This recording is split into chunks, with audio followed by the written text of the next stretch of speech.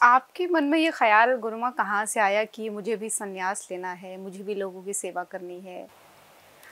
अ, जब मैं लगभग 7 से 8 वर्ष की थी, तब पिछले जन्म की मृत्यु याद आई।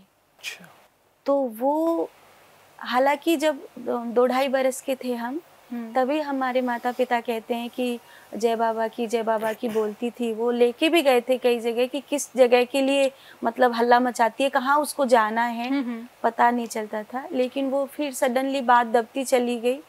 फिर हम 6 से 7 बरस के हुए, स्कूल में जाने लगे।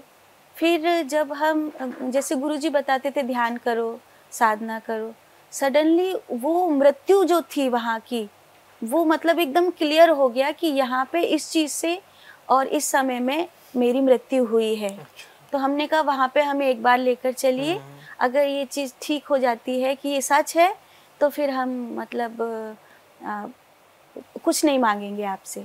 तो फिर वो लेकर के गए और जैसे 1935 में हमारी मृत्यु हुई थी, तो वहाँ पे जो एक्सीडेंट हुआ था उसका पता किया।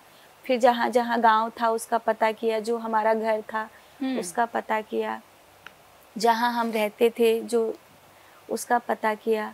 फिर उसके बाद धीरे-धीरे, धीरे-धीरे क्योंकि पिछले जन्म में मैं पुरुष शरीर में थी और मुश्किल से 22 या 23 वर्ष की उम्र में मेरी मृत्यु हो गई थी। तो उस समय मेरे पास कुछ सिद्धियाँ थीं, जिनसे मैं लोगों का इलाज करती थी। मतलब करता था कहना चाहिए, जी, जी। लोगों का इलाज करता था। बचपन में मेरे ये बहुत वो रहा है कि इस जन्म में था और थी में बड़ा चक्कर है। बचपन से था करके बोलना मतलब अपने आप को लड़के की तरह अब मतलब अपने आप को जभी भी देखना एक पुरुष शरीर में देखना।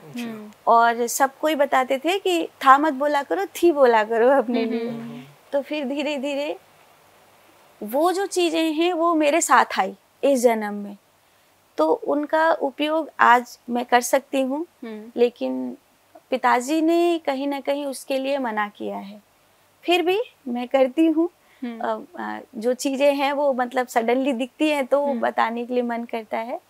पर वहीं से सन्यास की यात्रा आरंभ हुई कि हमें जब हमारा पिछला जीवन एक हनुमान जी की भक्ति में बीता है, साधना में बीता है। कुछ भूलें हुई हमसे कि हमें पुरुष शरीर से स्त्री के शरीर में आना हुआ। तो अब हमें अपना जीवन मुक्ति के राह पर ले जाना है। अब हमें कुछ ऐसा करना है कि हमारा ये जन्म उसके लिए समर्पित हो जाए, कुछ ऐसी चीज़ें ना हों जो फिर बार-बार इस संसार की तैयारी हों।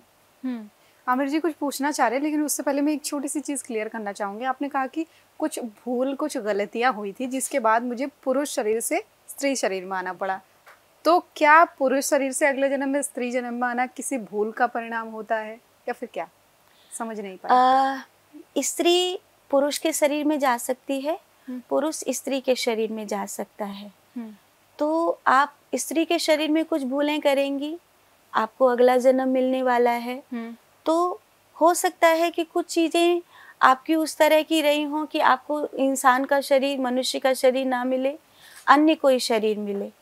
अगर कुछ चीज़ें ऐसी पॉजिटिव थी कि आपको मनुष्य का शरीर मिले, तो अगर कहीं न कहीं आपकी जो चेतना है, आपका जो प्राण है, वो अगर चंद्र नाड़ी में मौजूद है, तो आप स्त्री शरीर से स्त्री शरीर में जाएँगी।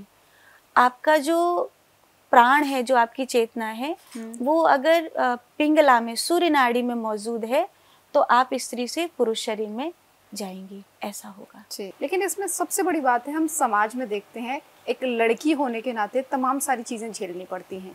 बहुत सारा एक क्रिटिसिज़्म झेलना पड़ता है और यहाँ तक भी हम बातें आजकल सुनते हैं कि लड़कियों को कथा नहीं कहनी चाहिए, लड़कियों को गद्दी नहीं सँभालनी चाहिए।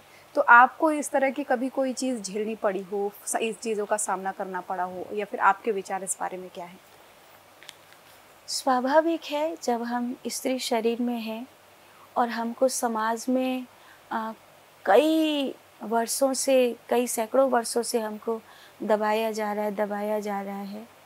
कुछ ऐसे लोग इस दुनिया में रहे जिन्होंने वस्तुओं की तरह ही स्त्री को यूज़ किया। उनके लिए स्त्री केवल वस्तु की तरह यूज़ करने वाली, उसकी भावनाएं, उसकी फीलिंग्स वो मायने नहीं रखती हैं। इसमें केवल पुरुष समाज का दोष नहीं है, इसमें कहीं ना कहीं स्त्री समाज का दोष भी है। कोई पुरुष भी अगर बहुत होनहार लड़का हो कोई, लेकिन वो अपनी वाणी पर या अपने जीवन पर या अपनी स्थिति पर काबू नहीं रख पाता है, तो वो लोग कहेंगे बहुत होनहार है, पर वहीं की वहीं पड़ा है, कहीं पहुंचा नहीं। स्त्री का क्या होता है, स्त्री हृदय से जीती है, ये उसकी अच्छाई भी है और ये उसकी बुराई भी है। वो दुनिया को बुद्धि से नहीं देखती, वो दुनिया को दिल से देखती है। दिल से देखने वाली व्यक्ति को, चाहे वो पुरुष हो चाहे स्त्री हो, उसको अक्सर संसार धोखा देता है, क्योंकि जो बुद्धि से जीने वाले लोग हैं वो दिल को दबाने में बहुत महारत हासिल किए हुए होते हैं, और जो दिल से जीने वाले लोग होते हैं वो बुद्धि को नहीं दबा पाते, वो अक्सर उनसे छले जाते हैं। स्त्रियों की अगर एक कैटेगरी देखी जाए तो 90% स्त्रियां या उससे भी ज़्यादा दिल से जीने वाली होती हैं। वो बुद्धि से बहुत कम जीती हैं, वो हमेशा दिल से सोचती हैं। उनका गुस्सा, उनका प्यार, उनकी हर चीज़ मतलब दिल से जुड़ी हुई होती है। तो जब संसार में वो कुछ आगे बढ़ने वाली होती है, तो जो बुद्धिजीवी लोग हैं वो कहते हैं कि बुद्धि और हृदय की लड़ाई में हृदय कहाँ आगे जा रहा है, हमेशा तो बुद्धि आगे जाती है। बुद्धि और हृदय की लड़ाई में हृदय को आगे नहीं जाना चाहिए। यही कारण है कि पुरुष भी उतना ही बलवान है, स्त्री भी उतनी बलवान है, लेकिन उसको बचपन से ये बताया जाता है कि तू निर्बल है, और वो भी मान लेती है कि निर्बल हूँ, क्योंकि अगर बुद्धि और हृदय में लड़ाई होगी तो हृदय कहेगा ठीक है भाई तू ही जीता, मैं हारा। तो जब कभी ऐसा माहौल आता है कि शरीर के स्तर पे या मानसिक स्तर पे या कहीं पे भी, तो वो अपने आप को पीछे कर लेती है, हमेशा पुरुष को आगे कर देती है। जब कभी अगर खाने में भी होगा ना, तो वो कहेगी भैया को दे दो, मैं बाद में ले लूँगी, नहीं बचेगा तो बोलेगी नहीं कि बचा नहीं, भैया को दे दो। अब जब सन्यास की बात आती है या गद्दी पर बैठने की बात आती है, तो ऐसे तो जब हम चल रहे हैं तो संसार में ठीक है, झगड़ा चल रहा है, लड़कियां अपनी स्तर से आगे जा रही हैं, लड़के अपने स्तर से आगे जा रहे हैं। हालांकि आगे जाने नहीं दिया जाता है, लड़के को जितनी मेहनत करनी पड़ती है लड़की को उससे 2 गुना मेहनत करनी पड़ती है, क्योंकि उसे घर से भी लड़ना है और दुनिया से भी लड़ना है, तो उसे डबल मेहनत करनी पड़ेगी। बावजूद इसके कि उसकी चेतना इड़ा में रहती है, हृदय से जीती है, बावजूद इसके वो डबल मेहनत करती है अपने आप को आगे लाने के लिए। ऐसे में जब कोई उसको सपोर्ट करने लगता है तो अक्सर धोखे का चांस भी बहुत बढ़ जाता है, क्योंकि वो आँख मूंद के विश्वास करने वाली होती है। आँख मीच के विश्वास करती है तो उसको धोखा कई बार महसूस होता है। गद्दी पर जब हम बैठते हैं या सन्यास की बात करते हैं तो वहाँ पर लड़ाई 4 गुना हो जाती है, क्योंकि वहाँ पर संसार ही नहीं लड़ रहा है, घर और संसार तो लड़ रहा है, धर्म जगत के लोग भी लड़ रहे हैं। धर्म जगत के लोग मतलब आपके अपने लोग जब आपसे लड़ने लगते हैं तो लड़ाई बहुत बड़ी हो जाती है। दूसरों से आप लड़ रहे हैं, लगता है कि ठीक है कि मैं जीत लूँगा, लेकिन जब आपके अपने लोग लड़ रहे होते हैं तो लगता है कि शायद नहीं जीत पाऊँगा। तो वहाँ पे कहीं ना कहीं हार महसूस होती है। मुझे लगता है कि अगर आपको 4 गुनी लड़ाई लड़नी है तो आपको 4 गुना अपने आप को बड़ा बनाना पड़ेगा। आपको इतना बड़ा बनाना पड़ेगा कि जो आपकी टांग खींच रहे थे वो ये कहें कि इससे कुछ सीखने लायक है, इससे कुछ समझने लायक है, टांग मत खींचो, ये जिस रास्ते पे गया उस रास्ते पे पीछे चलो, तुम भी वहाँ पहुँच जाओगे जहाँ ये पहुँचा है।